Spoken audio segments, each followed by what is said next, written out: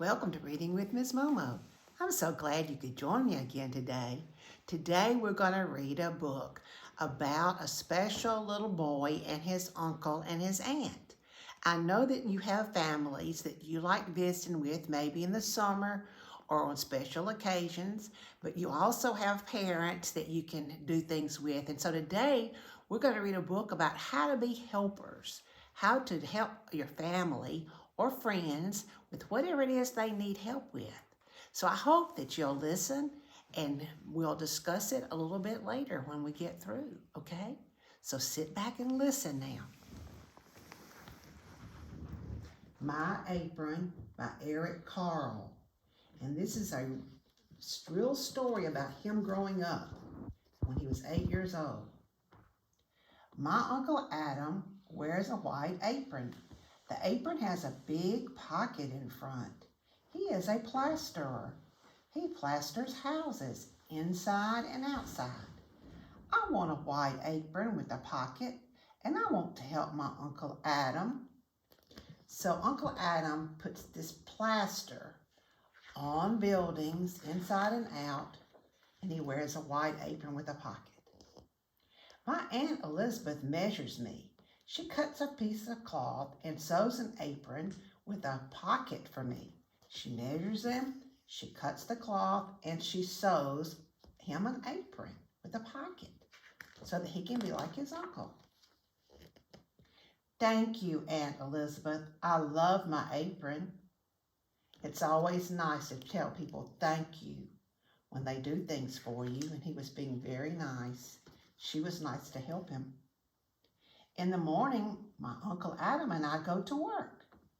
And they go to work and look at the tools they carry with them. A bucket, a cloth, a leveler thing, a ladder.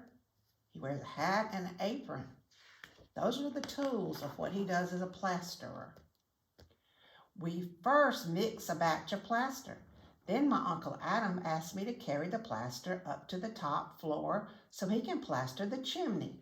There's the chimney, so they have to go way up there. They're mixing the plaster, and he's going to help at everything that his uncle does today. All morning, I carry plaster up the stairs to my Uncle Adam, and there he is carrying a bucket of plaster up the stairs, being a good helper. Thank you, says my Uncle Adam. You are a good helper. And there's Uncle Adam plastering the chimney, and he's reaching the bucket up to his uncle. At lunchtime, my Uncle Adam and I sit down to eat and talk. It's nice to sit down and eat and talk with your family. And they're having apple and sandwich and juice. And they're just sitting down outside having a conversation. And that's a good thing to do with your family. All afternoon, I go up and down the stairs to carry plaster to my Uncle Adam. I am a good helper. Goes up and down, up and down. Late in the afternoon, my Uncle Adam and I go home to supper. After they've worked hard all day, don't you think they're really hungry? Going home for supper and they're holding hands and have had a good day, and now they're going to have a good supper. Next year, I will help Uncle Adam again. Then I will get a cap, just like my Uncle Adam's.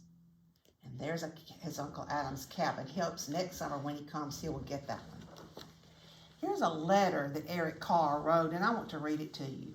Dear friends, my apron is a true story that happened when I was 8 years old. I had a couple of days off from school and visited my Aunt Elizabeth and Uncle Adam. They had no children of their own and were happy to have me around. My aunt was gentle and talkative. My uncle was gruff and tight-lipped. But when he did speak, his booming voice could be heard for miles. Yet underneath his roughness was a kind man. I had visited my relatives often before, but this was the first time that I noticed my uncle's apron. And right away, I took a fancy to this big white apron with a pocket. I still remember how proud I was of the very own apron and how important I felt to help my uncle and his work. Sincerely, Eric Carle. Wasn't that nice of him to write us a letter about this book? This book was a real story, and you can write a real story about how you've helped someone and illustrate it just like he did. It'll be a fun thing for you to do. Another thing I want to talk to you about are aprons. Aprons are coverings that you wear over your clothes so they don't get dirty. Maybe your mom has a fancy apron like this that she wears for when she cooks. Or maybe your dad has an apron like this that he wears when he does woodworking. You know, artists wear aprons to keep their clothes clean. Cooks and chefs and grilling, all of those need aprons. Mom wears an apron maybe in the kitchen to keep her clothes clean, especially on Sunday when she doesn't want to get her dress messed up. There are yard aprons that you can wear to put your tools in when you're gardening. The carpenters and woodworkers wear aprons. Plasterer wear apron. We just learned in our story. Painters sometimes wear an apron. There's a money apron that people in concession stands or food trucks wear. There are cobbler aprons for people who work on shoes. There are server aprons for people who work in the restaurants and coffee shops and ice cream shops and take care of you in those areas. There are welder aprons that welders wear to protect them. There are aprons that people wear when they do your x-rays so that they don't get the rays from the x-ray machine. They're all different kind of aprons, and they all are to cover your clothes. So that's what an apron is, a cover to cover your clothes to protect you. You know, as your helpers and help your parents or your grandparents or your aunts and uncles or anyone, you might want to wear an apron.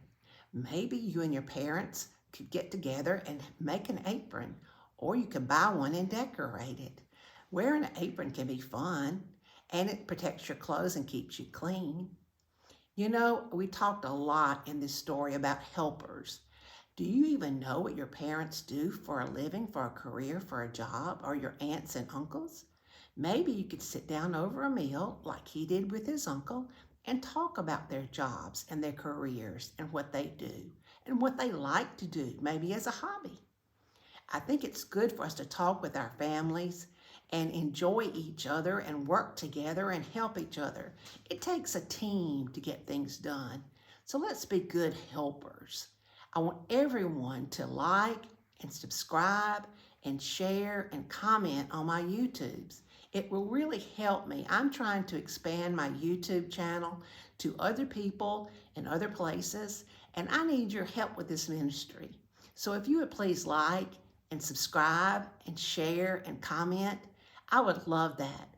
If there's a book that you would like for me to read, if you would just let me know, I'll try to read that book. I hope that you enjoy my videos and check out my others. I have over 100, and I would love for you to check them all out. Until we meet again, smile and be happy and be a good helper. God bless.